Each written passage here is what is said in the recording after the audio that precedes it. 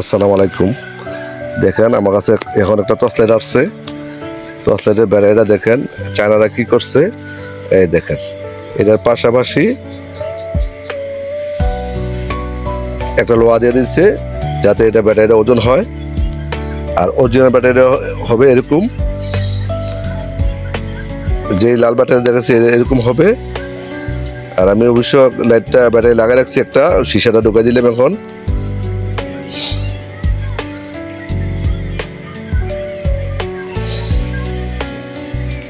চায়নারা পারে না, এমন কোনো কাজ নাই যে চায়নারা পারে না।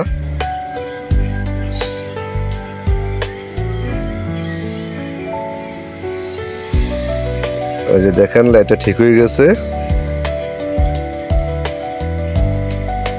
ভালো থাকেন, সুস্থ থাকেন, আল্লাহ হাফেজ।